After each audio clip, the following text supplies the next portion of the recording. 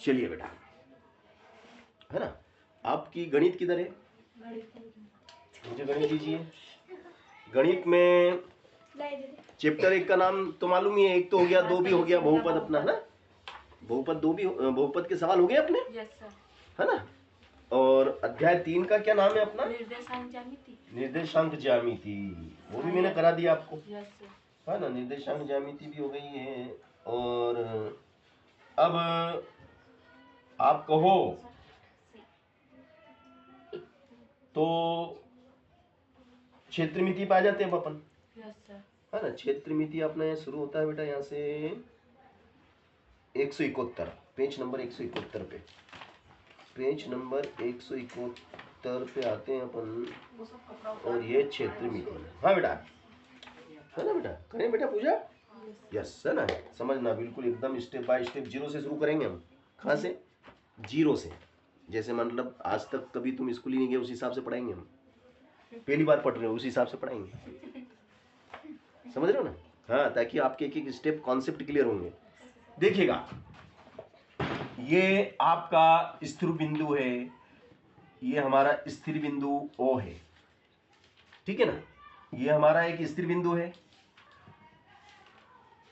या ये समझे कि एक पत्थर यहाँ पे रखा हुआ है, ये पत्थर O है, और यहाँ पे हम खड़े हुए हैं। कहाँ पे खड़े हुए हैं हम? यहाँ पे खड़े हुए हैं। ये हम है, मेरा नाम समझ लो राजेश है, ये राजेश है भैया, ठीक है ना। अब हम ये जो पत्थर O है, जो स्थिर बिंदु O है, इससे मेरी न्यूनतम दूरी, न्यूनतम दूरी कितनी है? न्यूनतम दूरी जो भी है, 2 किलोमीटर या 1 किलोमीटर या 1 मीटर या 2 मीटर या 3 मीटर, माना कि R है, R मीटर है। अब ये जो बिंदु है जहां पे मैं खड़ा हूं, इस बिंदु को नाम दे दिया मैंने P, ठीक है ना। अब इस बिंदु P को मैं इस प्रकार चलाऊंगा, या ये कहें कि मैं खुद इस प्रकार चलूंगा कि इस बिंदु O से मेरी दूरी बराबर बनी रहना चाहिए हर स्थिति में। ना तो मैं इसके पास आऊं, ना मैं इससे दूर जाऊं, ना तो मैं इसके पास आऊं, ना मैं इससे दूर जाऊं। इस प्रकार से मेरी इससे दूरी बनी रहना चाहिए,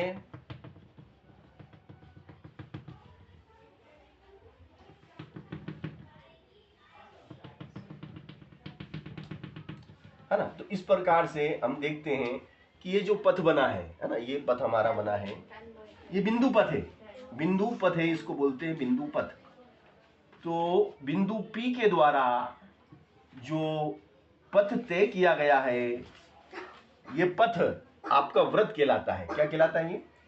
ये वृत्त बन गया। ये जो किनारा है, ये वृत्त है, किनारा, ठीक है ना, ठीक है ना। अब इसकी लंबाई होगी, है ना, और कितना स्थान इसने अंदर घेरा है वो इसका क्षेत्रफल होगा। तो इस पथ की लंबाई, ये मैं यहां से चलाऊं भैया, यहां से चला मैं 1 metre, 2 metre, 3 metre, 10 metre, 20 metre, 25 metre, 40 metre, 50 metre, 60 metre, और ये हो गया भैया 70 मीटर। मैं कितने मीटर चला? 70 मीटर।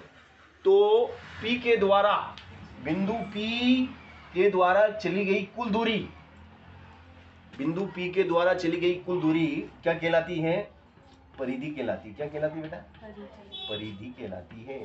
चली गई कुल दूरी या इस बिंदु पथ की लंबाई, ऐसा भी कह सकते हैं हम कि जो बिंदु पथ है इसकी लंबाई कितनी है? इसकी लंबाई इसकी परिधि के बराबर है। हो सकता है 40 मीटर हो, या 40 सेंटीमीटर हो, या 40 किलोमीटर हो। किलोमीटर भी हो सकती है ना, क्योंकि पृथ्वी कितनी बड़ी है, तो बड़ी है तो उसका बिंदु पथ भी बड़ा होगा, है ना। तो परिधि का सूत्र है 2 पाई r, है ना। आप इस तरीके से भी परिधि निकाल सकते हैं, है ना। एक तो ये तरीका परिधि निकालने का, सूत्र में मान रख दिया, निकल गई। एक तरीका, नॉर्मल तरीका क्या है कि भैया यहां से हमने क्या करा, धागा लिया, धागे का एक मुंडा यहाँ रखा, दबा के रखा, धागे का एक मुंडा यहाँ दबा के रखा, और धागे को इसके चारों ओर ऐसे लपेट दिया, और फिर उस धागे को लंबा करके हमने स्केल से नाप लिया। तो हमें मालूम पड़ जाएगा कि भाई इसकी परिधि इतने सेंटीमीटर या इतने इंच या इतना मिलीमीटर है, है ना, एक सामान्य विधि। कब कब जब व्रत आपका छोटा हो, व्रत आपका छोटा हो, मगर व्रत अगर पृथ्वी जितना बड़ा हो तो आप अब पृथ्वी कितनी बड़ी है ना, अब उस जो व्रताकार है, अब भैया ऐसी स्थिति में तो उसके लिए हमें सूत्र की जरूरत पड़ती है। इसको पाई बोलते हैं। पाई एक स्थिरांक होता है जिसका मान 22/4। Very good. पाई एक स्थिरांक है ना। पाई का मान किसने दिया था? आर्यभट्ट ने, है ना। आर्यभट्ट नाम का जो गणितज्ञ था, जिनका जन्म हमारे भारत में हुआ, उन्होंने पाई की खोज की। पाई का मान उन्होंने दिया 22/7, उन्होंने इसका मान बताया, और दशमलव में इसका मान कितना होता है? 3.14।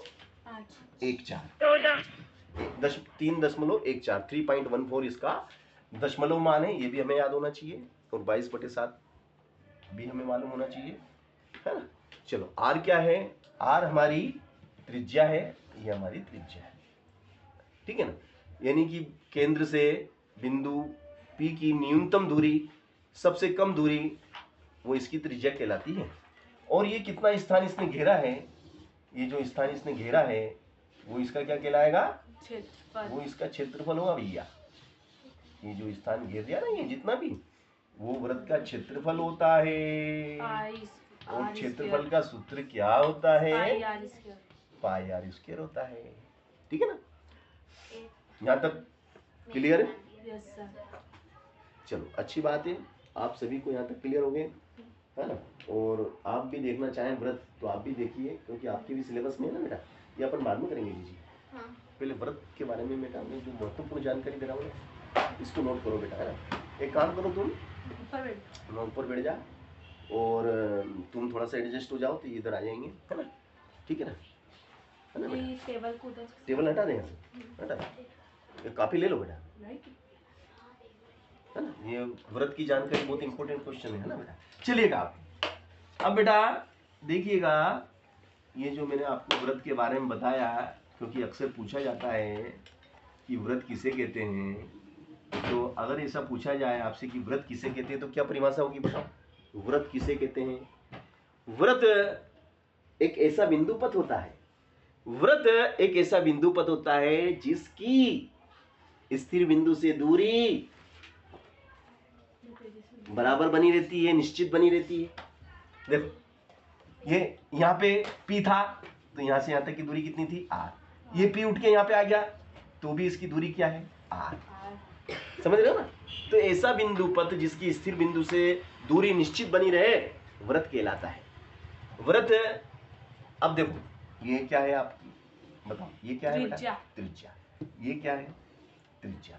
अब इसकी दो त्रिज्याओं के द्वारा जो क्षेत्रफल घेरा गया है ना, दो त्रिज्याएं इसकी OP और OP डैश कर लो, चलो ये, है ना। अब ये जो स्थान घेरा है, ये जो क्षेत्रफल है, इस क्षेत्रफल का क्या नाम है? ये जो आकृति बनी, कौन सी आकृति बनी भैया? क्या बना? POP डैश, POP डैश, इसका क्या नाम है? POP डैश का क्या नाम है? त्रिज्या खंड। क्या कहते हैं इसको? त्रिज्याओं के द्वारा काटा गया खंड।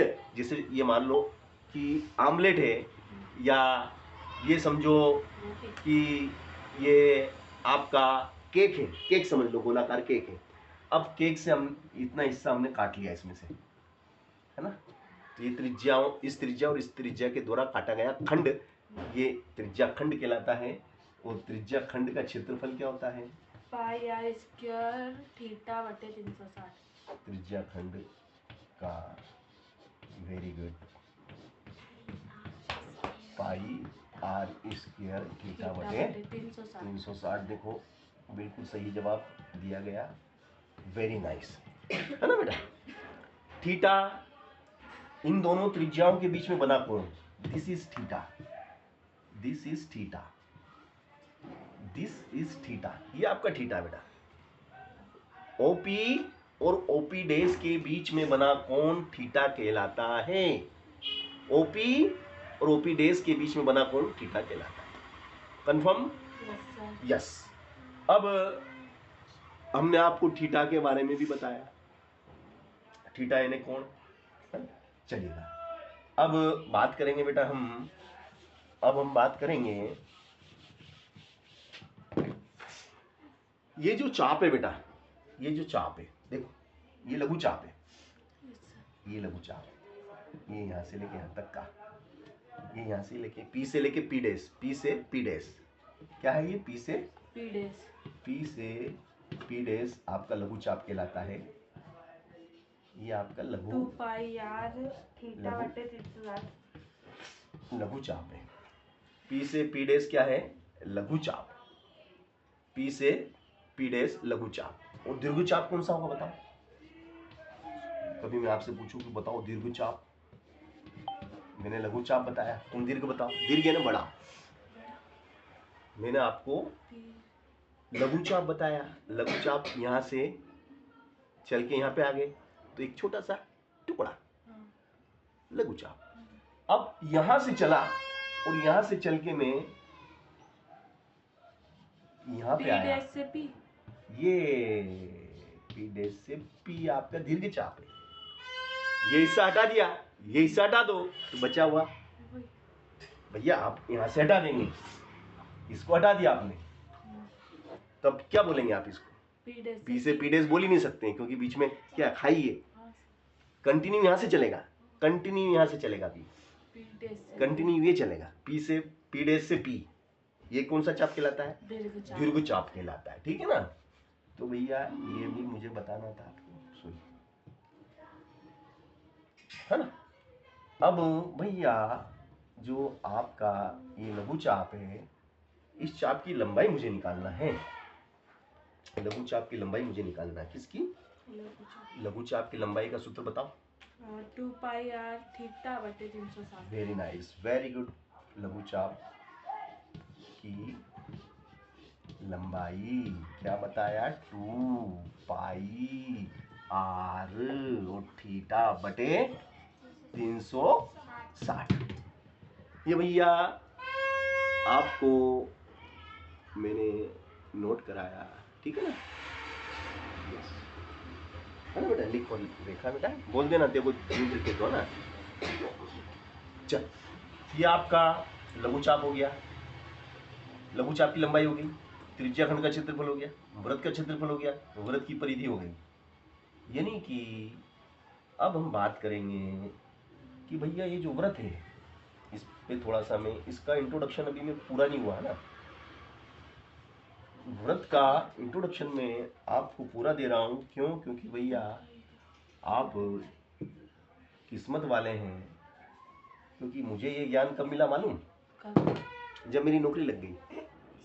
हाँ, मैं बाकी ऐसे रट रट के पास होता गया, अच्छे नंबर लाता गया, नंबर भी ऐसे नहीं कम लाया, अच्छे लाया, मगर व्रत के बारे में संपूर्ण अच्छी अवधारणा मेरी कब क्लियर हुई, जब मेरी नौकरी लग गई, मैं टीचर बन गया, जब मैं ट्रेनिंग में गया तो वहाँ पे जो ट्रेनिंग में जो एमटी होते हैं, मास्टर ऑफ ट्रेनर होते हैं, उनने पूछा बताओ व्रत किसे कहते हैं। मैं हक्का बक्का रह गया क्योंकि मुझे आता ही नहीं।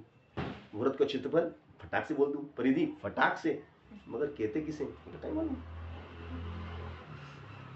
कहने मतलब ये है व्रत की डेफिनेशन नहीं मालूम, सूत्र बोले याद है, व्रत कर लिया मगर व्रत के बारे में जानते कुछ नहीं हो, तो फिर मेरे को मालूम पड़ा अधूरा ज्ञान था। तो ऐसा रहता है कोई चीजें, क्योंकि मुझे मेरे टीचर ने पढ़ाया तो होगा, या फिर हो सकता है कि उन्होंने नहीं पढ़ाया और मैंने ध्यान नहीं दिया, तो ऐसी बहुत सी चीजें रहती है जो हम बाद में सीख पाते हैं। चलो अब हम बात करेंगे कि भैया ये हमारा सेंटर है ना, ये हमारा सेंटर ओ है, ठीक है ना।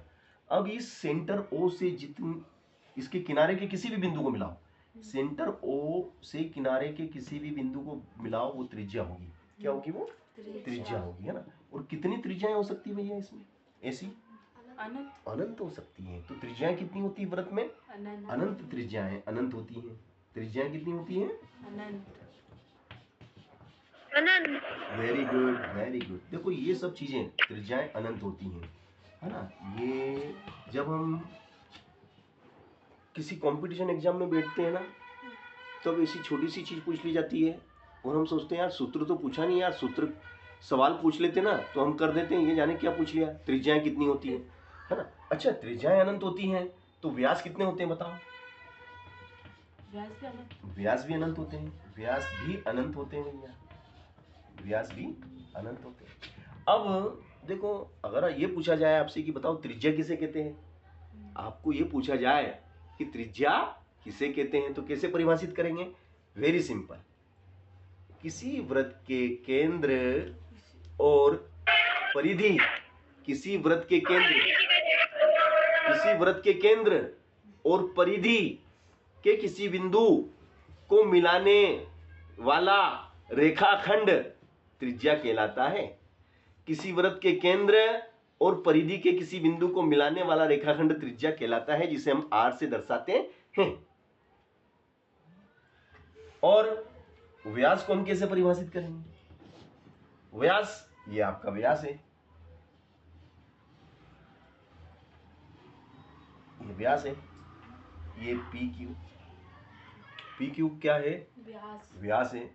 यानी कि कहने का मतलब ये है कि परिधि के दो बिंदु, ऐसा रेखाखंड जो परिधि के दो बिंदुओं से होकर गुजरता है। परिधि के कितने बिंदु? दो। 1 2, ये दोनों परिधि पे हैं। ऐसा रेखाखंड जो परिधि के दो बिंदुओं से तथा केंद्र से होकर गुजरता है। जैसे अब ये भी देखो, ये भी परिधि पे एक बिंदु, ये बिंदु ले लिया हमने ए, ये बिंदु ले लिया बी, तो क्या इन दोनों को मिला देंगे? सॉरी, इसको थोड़ा इधर लो, तो इसको मिला देंगे, तो ये क्या व्यास है? नहीं, केंद्र से भी जाना चाहिए। तो ऐसा रेखाखंड जो परिधि के दो बिंदुओं व केंद्र से होकर गुजरता है, परिधि के दो बिंदुओं व केंद्र से होकर गुजरता है, ऐसा रेखाखंड जो परिधि के दो बिंदुओं तथा केंद्र से होकर गुजरता है, व्यास कहलाता है। ओके, ठीक है, ये डेफिनेशन हो गई व्यास की। अब व्यास की एक डेफिनेशन और भी है जो मैं भी बताऊंगा आपको, है ना। चलो, ये मैंने आपको त्रिज्या का इंट्रोडक्शन कराया, व्यास का इंट्रोडक्शन कराया। अब क्या बाकी रह गया भैया बताओ? वृत्त के अंदर एक कौन सी चीज बाकी रह गई है? वृत्त में कौन सी चीज बाकी रह गई? बता, सोचो। नहीं, आलोक बेटा तुम बताओ, कौन सी चीज बाकी रह गई वृत्त में?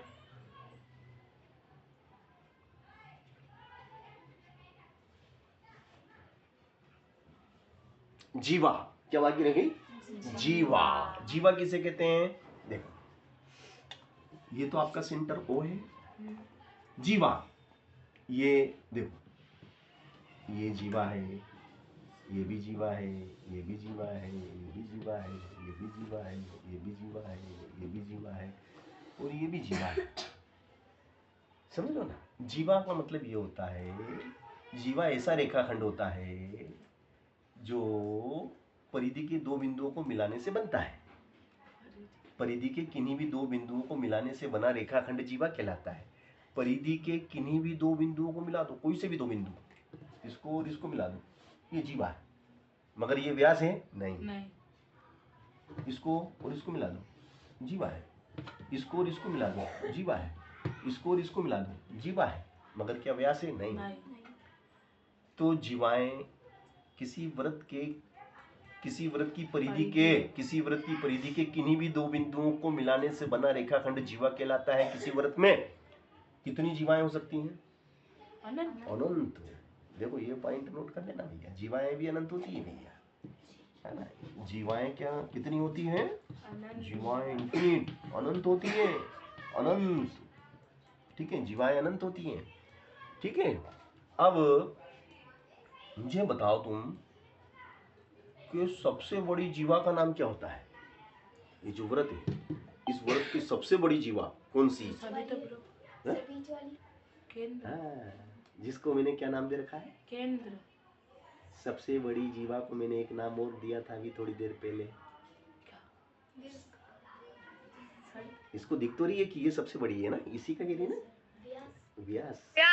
या वेरी गुड।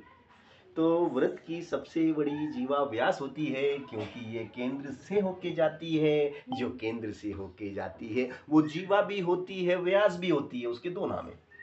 चाहे तो आप उसे जीवा भी कहें, सबसे बड़ी जीवा बोलो, या उसे व्यास बोलो। तो व्यास की दो परिभाषाएं हैं।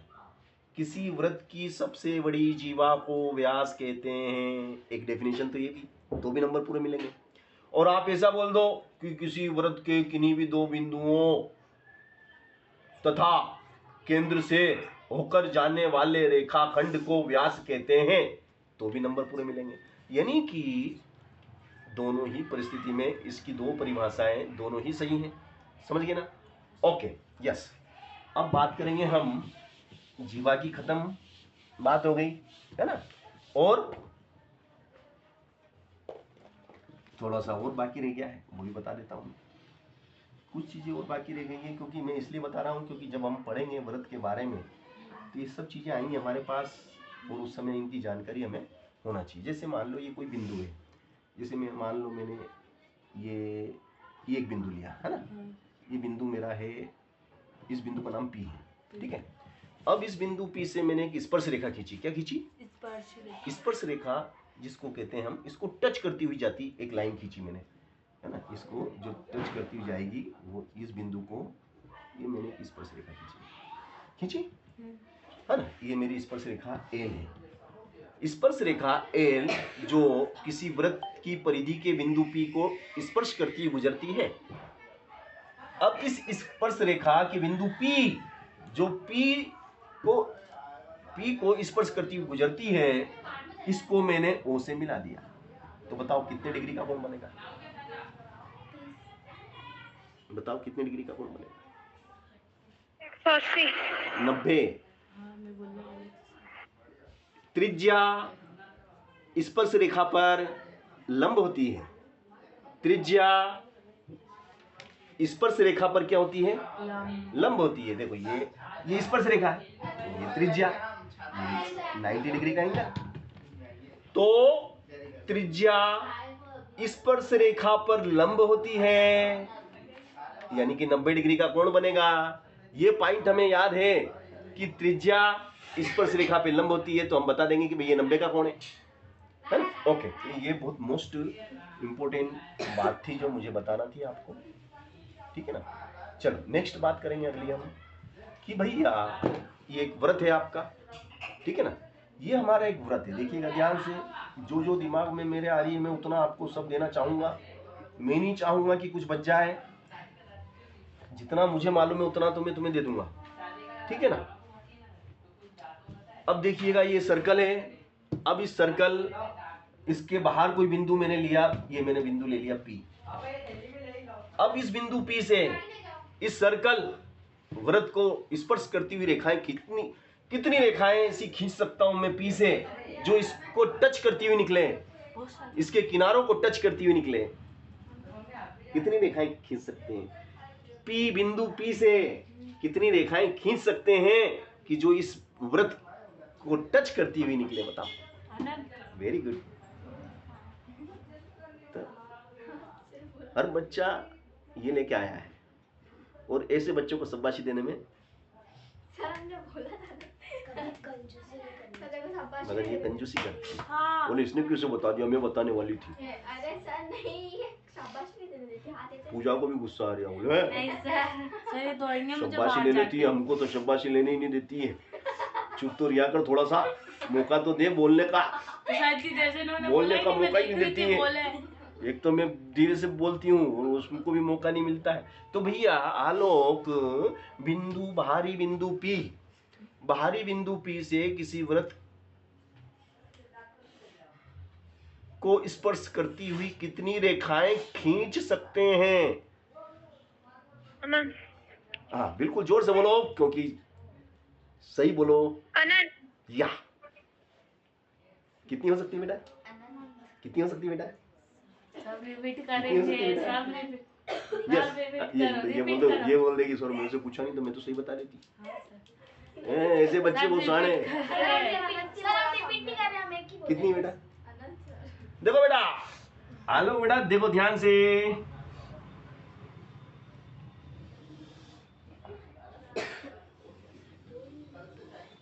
कितनी रेखाएं खींच सकते हैं आप? ओनली 2, केवल 2 रेखाएं खींच सकते हैं आप।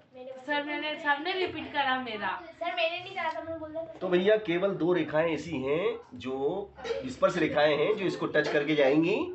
हाँ, ये छेदक रेखाएं अनंत हो सकती हैं। छेदक मतलब जो छेद करके निकलती अच्छा हैं, ये वाली ये अनंत होती है, इनको छेदक रेखा बोलते हैं क्योंकि ये छेद करके भी निकली ना। हाँ सर हम भी यही समझ हाँ रहे सर, थे। इसलिए तो अनंत होगा। हाँ सर मैंने स्पर्श की बात करी थी। स्पर्श यानी टच करती हुई जाना, अब ऐसे हमको इसको समझ ही छू नहीं के आ रहा जाना। सर। मैंने छू के गई ना वो तो छेदक रेखाएं अनंत होती हैं और स्पर्श रेखाएं मात्र 2 होती हैं। ओके यस, तो ये भी बहुत अच्छी बात थी, हमने आपको बताई है ना। चलो हाँ मैं तो यही समझ रहा था, इसलिए वर्णन करना पड़ रही थी।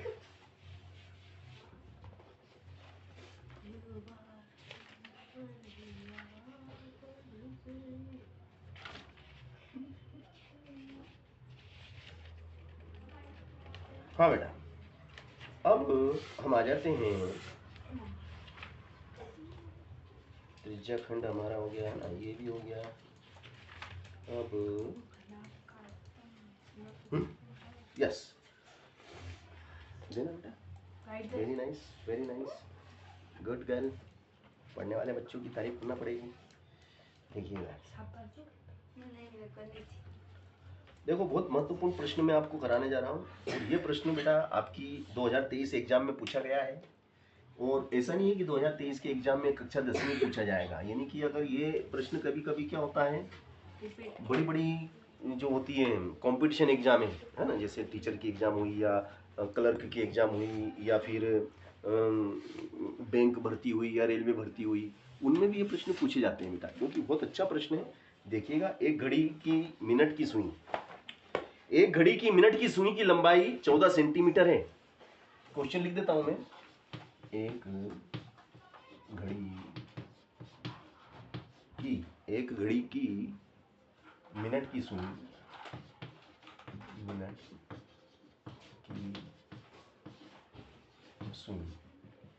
एक घड़ी की मिनट की सुई की लंबाई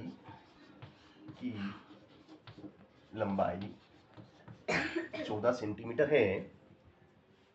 इस सुई द्वारा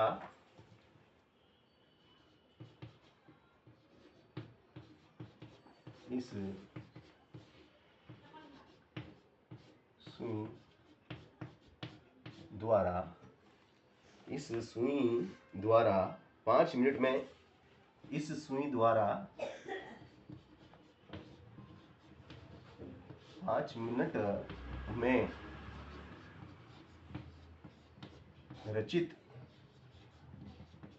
क्षेत्रफल ज्ञात करो।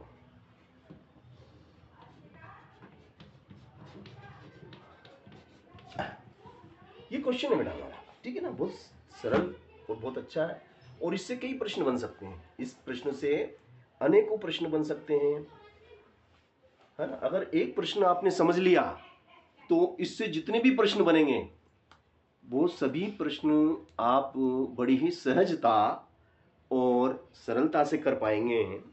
तो एक प्रश्न को समझना है और ऐसे 1000 प्रश्न हम बड़ी सहजता और सरलता से कर लेंगे। घड़ी बनाएंगे पहले तो, घड़ी बनाना हमको आती है, ठीक है। तो भैया हमने ये घड़ी बना दी अच्छी सी, ठीक है। थोड़ा सा एक बार और देख लेते हैं, घड़ी को लगना चाहिए, क्योंकि काम करो ऐसा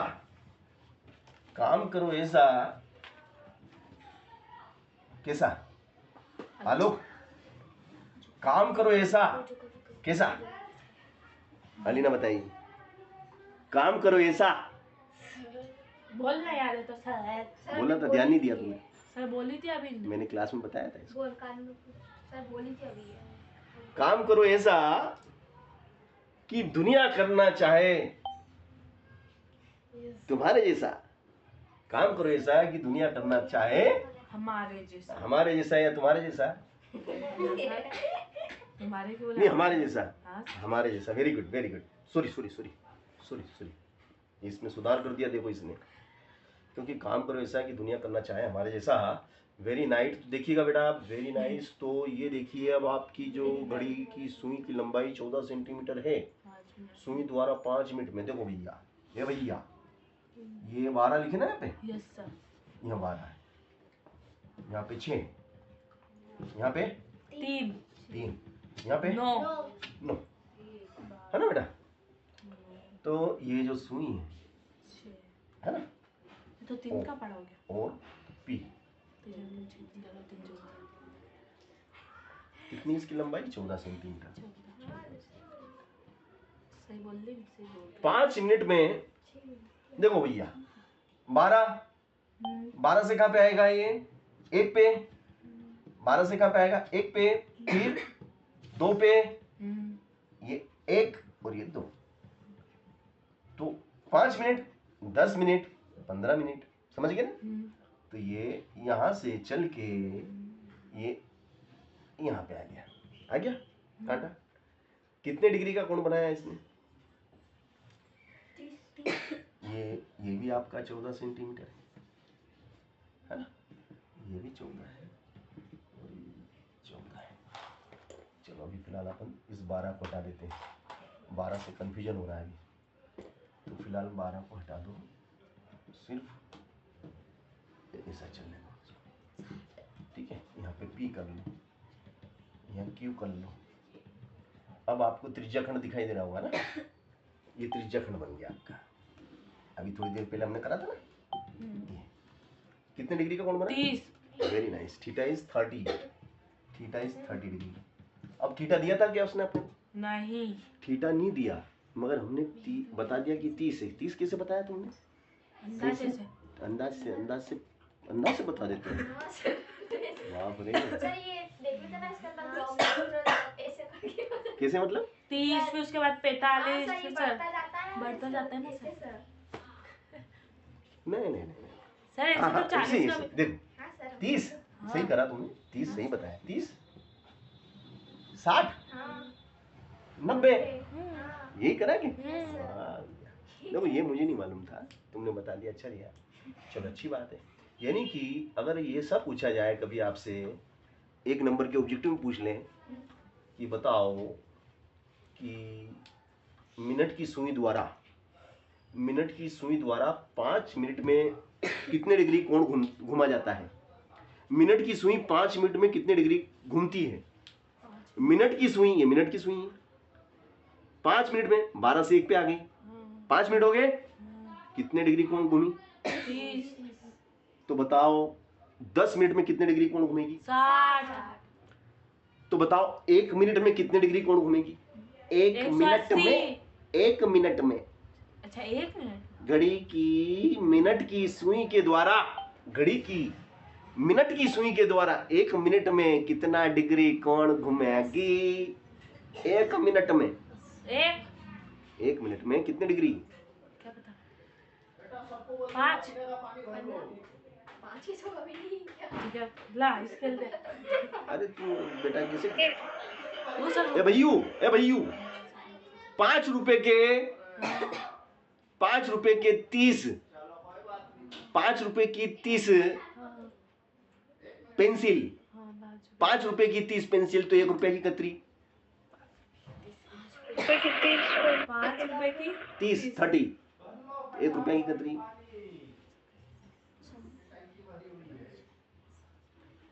5 रुपए की 30, 6, 1 रुपए 6 तो 1 मिनट में 6 डिग्री घूमेगा। 1 मिनट में कितने डिग्री, 6 डिग्री। तो ये ऐसे पूछे जाते हैं कि 1 मिनट में कितने डिग्री कोण घूमेगा। ठीक है, चलो अच्छी बात है। ये तो मैंने आपको इसलिए बता दिया क्योंकि जब प्रश्न आता है तो बताना चाहिए, एक्स्ट्रा चीज भी बताना जरूरी है। ऐसा नहीं कि प्रश्न आया उसको हल कर लिया और बता दिया, थोड़ा सा एक्स्ट्रा मैंने बताने की कोशिश की है। इस सवाल में जो नहीं पूछा गया वो भी मैंने बताया है, एक्स्ट्रा बताया है।